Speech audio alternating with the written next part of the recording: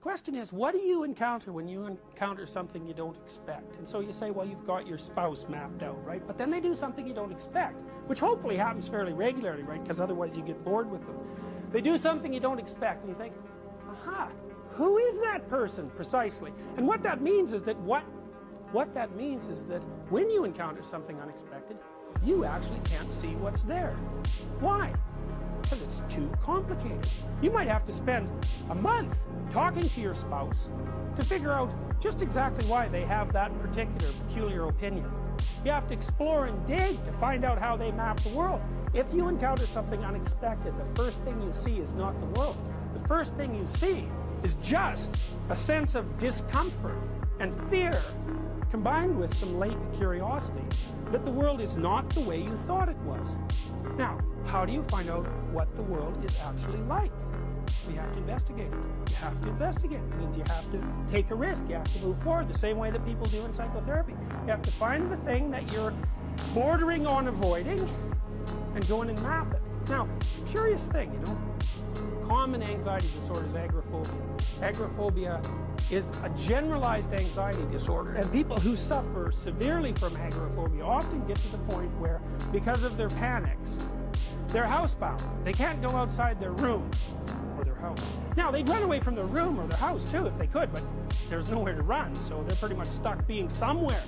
So, an agoraphobic comes in for therapy. You think, well, what do you do with them?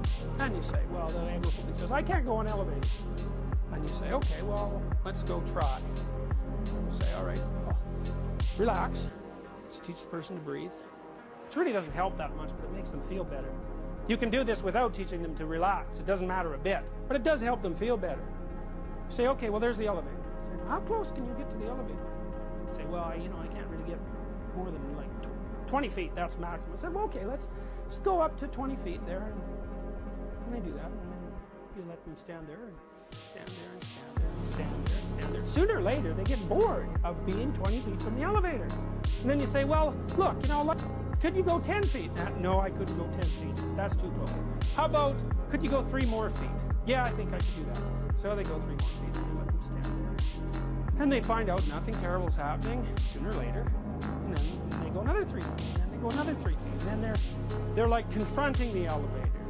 And then they're inside the elevator, but they're going like this, because they don't want to look at the elevator, right? So you say, well, you got to look at the elevator, you got to look at the numbers, you got to look at the buttons. So they do that. And then you think, well, could we go up a floor? No, we couldn't go up a floor. Okay, well, I'll tell you what.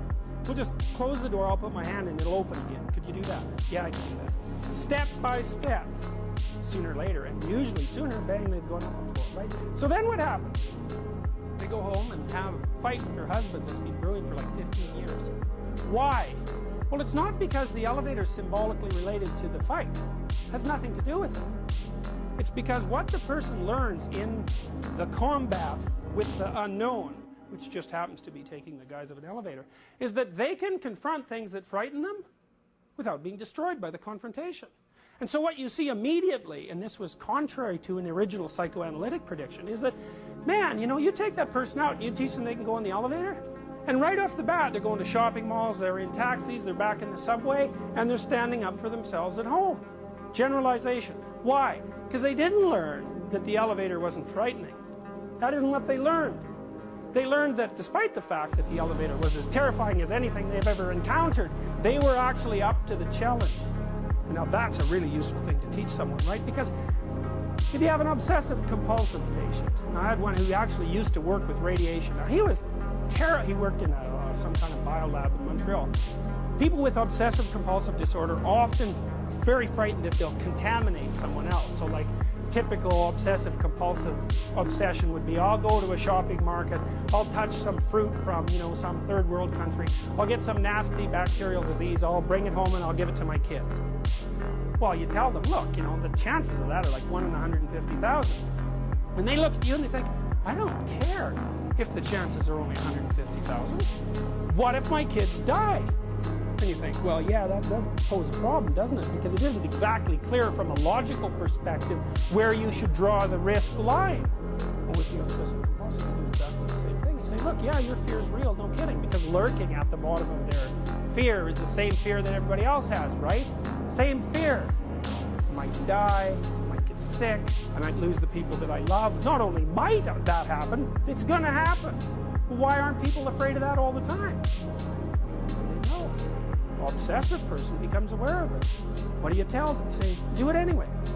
Do it anyways. And they learn quickly that if they don't run away from the thing they're afraid of, there's something in them that responds to it.